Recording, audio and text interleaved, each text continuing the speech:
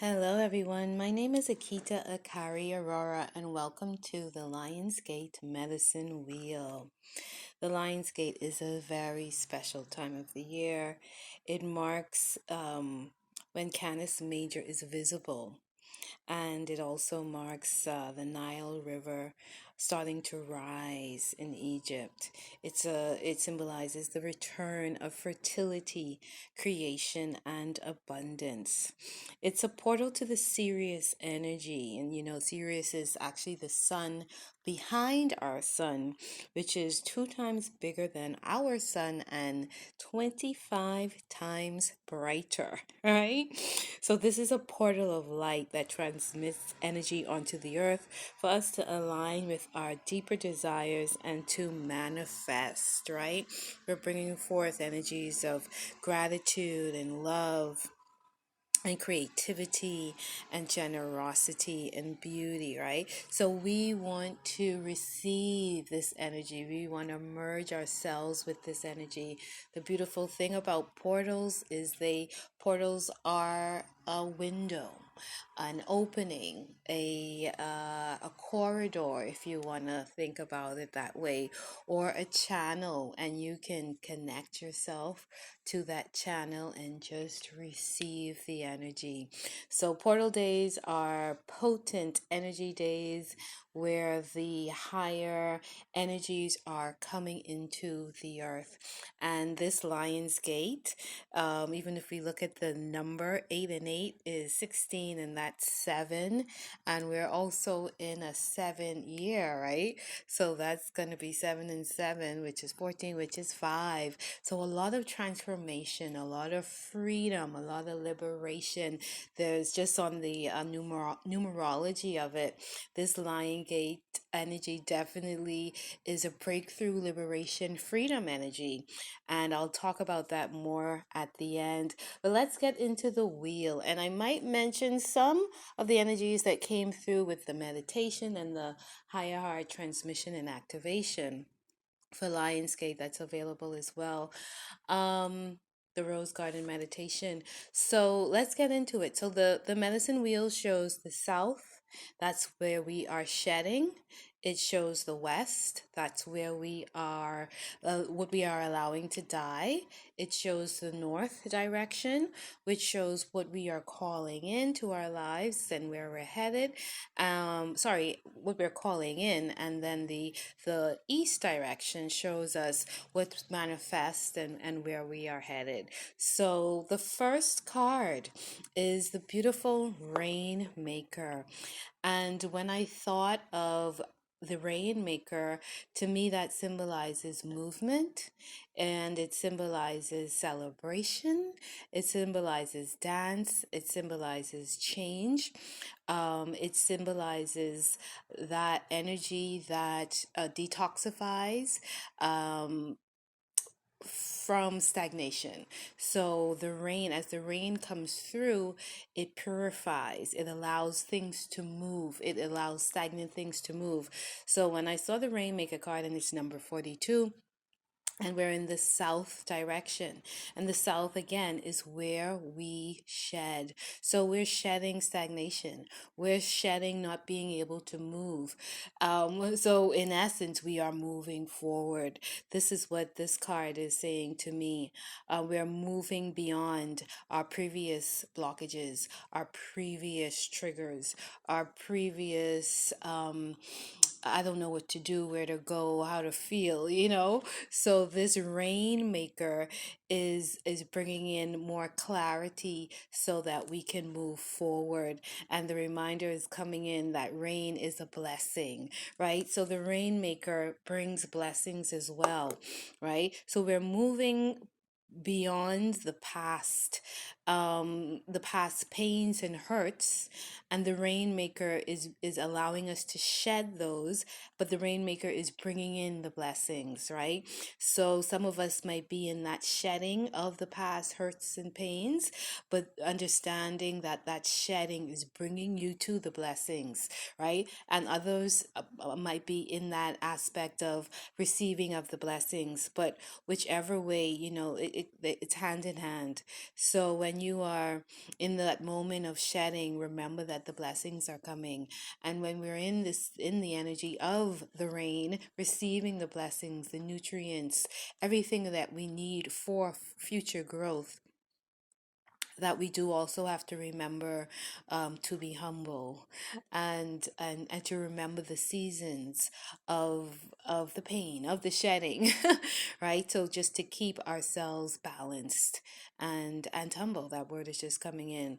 Okay, so that's the rainmaker, right? Shedding of the pain, the blocks, the triggers, the past hurts, and bringing in the blessings, bringing in the blessings. And let's go now to the west. And in the west direction, we have this beautiful time machine, and the number is 57.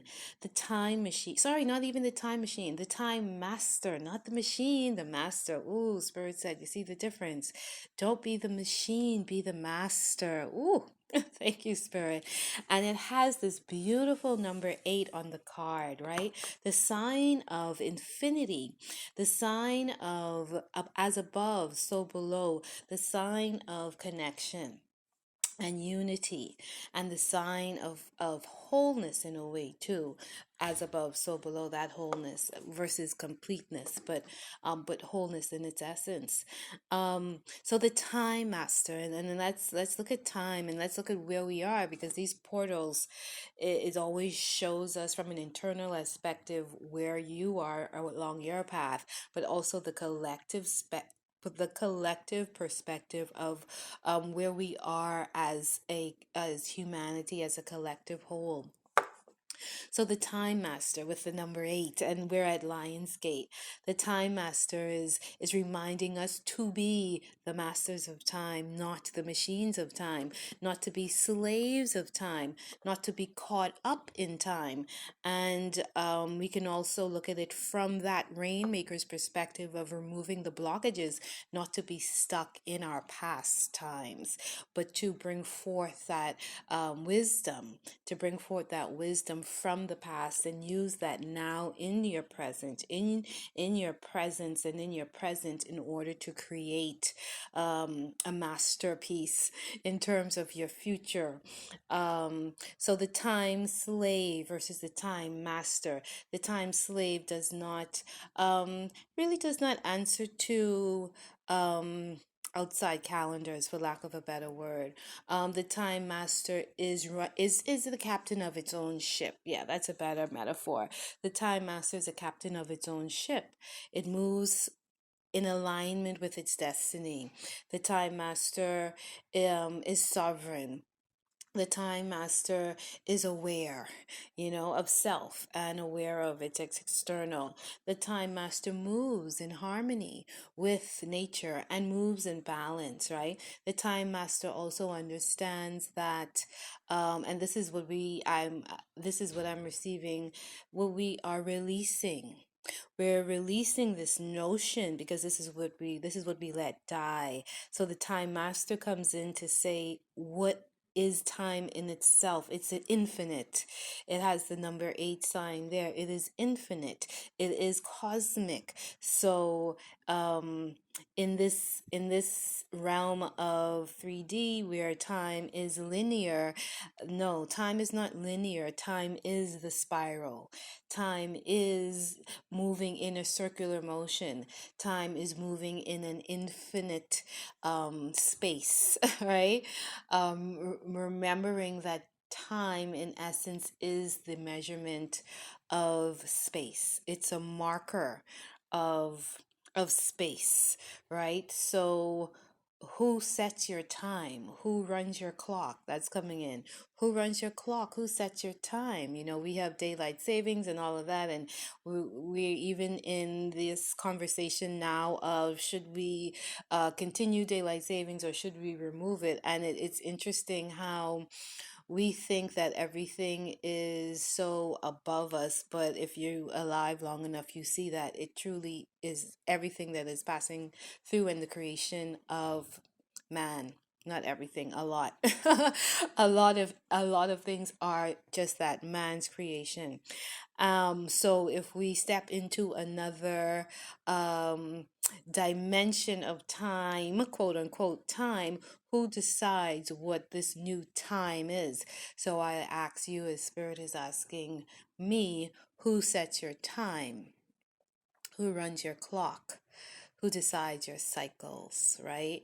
Again, Lionsgate, right? And Lionsgate is one of the, I'm forgetting the phrase, but in the spiral of time, there are 9 markers.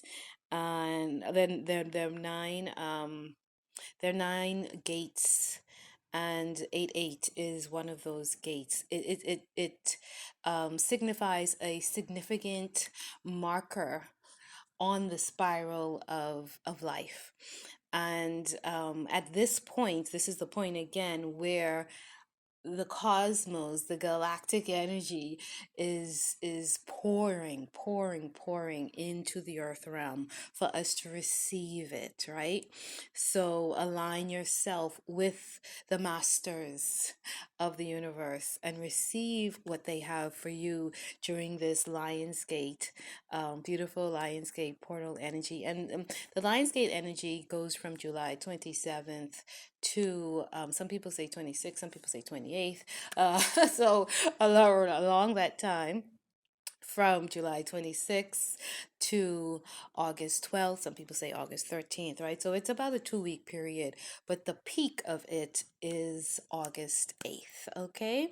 And that's in the US direction. We're shedding this linear aspect of it starts here and it stops there, and it's just going across a straight line, and there are no curves, there are no no cycles, no. Even when we look at time, I always say, okay, if time is linear, why are all the clocks round?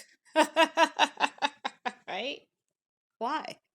So anyway, yeah, humanity will have to figure that one out as we evolve, as we continue to evolve along this wheel of time.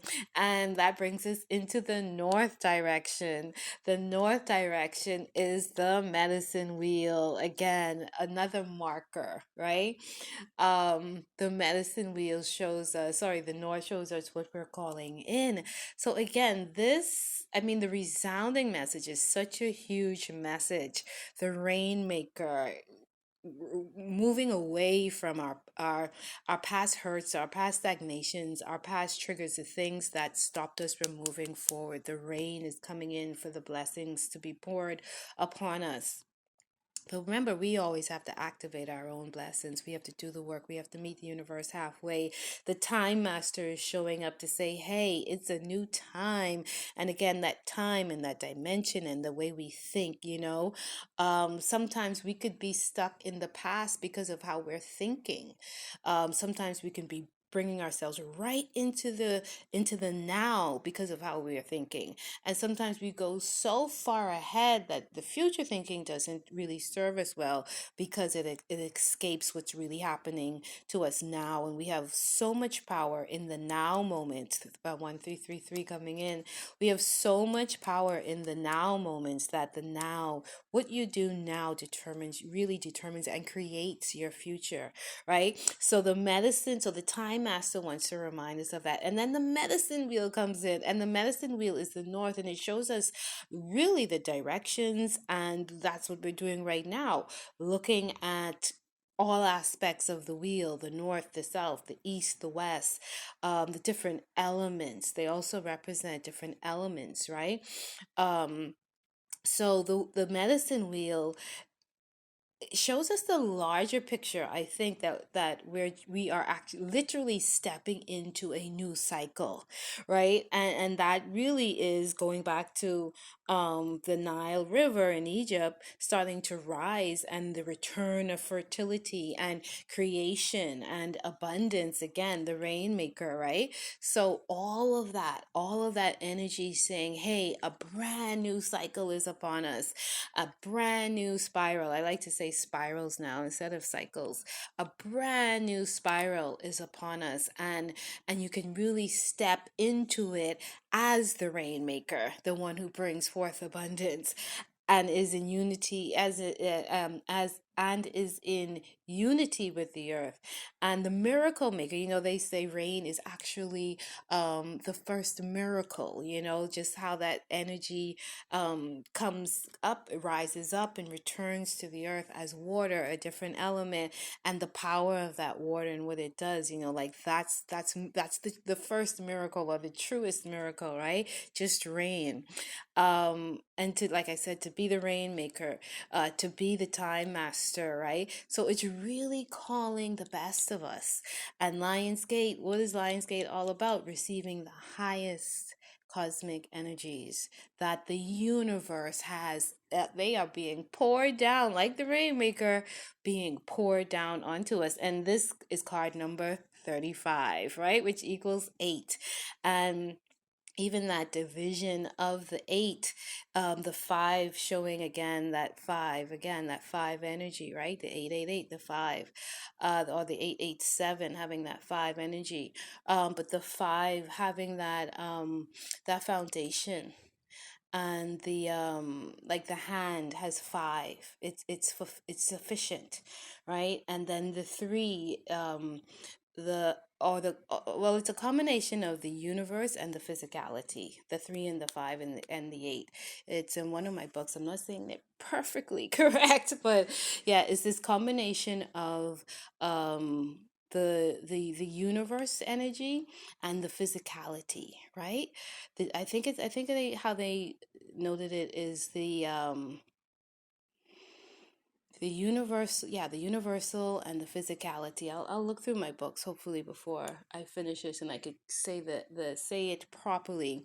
But that 8 energy is just showing that power of those two worlds coming together, the 3 and the 5, right? So that's another aspect of it. So the medicine wheel bringing forth this new spiral, and for us to really look at, hey, am I living in harmony? Because that's what the medicine wheel is all about, showing us what we need to do, what we need to not do, what we need to allow, what we need to give up a little, or a lot, so to come into balance and to move forward in more and more alignment with our destiny and our higher callings, right? So the medicine wheel comes in to give us balance, harmony, and direction. And we can walk with that. It's reminding us to call those things in this new spiral, to be harmonious, to be balanced, to receive and to give, to show and see all aspects of yourself. I'm looking for the thing, so I'm doing two couple things at once. Okay, the number 8. Yes, this is it right here. Pierced by the pierced by the harmonics. So the eights also symbolizes harmonic resonance, right? And this is from the galactic language of light. So it's right in tune with the 8-8 energy. So 8, which is that 3 and that 5, is pierced by the harmonics of the one heart. You sing ecstasy's song. Join in singing the dream awake. 8 is the ray of harmonic resonance, the foundation of self combined with the current of the Trinity. It is love made visible. Create the flow of harmony in your life. Enter the spiral frequencies of the greater galactic grid. You're being offered empowerment through your innate resonance with this grid. All right, so that was just a little explanation of that 3 and 5. Right, the book was close to me, right? So this new spiral, this brand new season, spiral cycle that we're stepping, that we're in it already. It's calling for the greatness within us. It's calling for the depth of us. you know So now let's go into the east. The east is where we're rising up and what we're manifesting, and that is number 61, right? It's water. And you see how much water energy the wheel started with the rainmaker and it's ending with the water energy. Now this water energy has so much significance.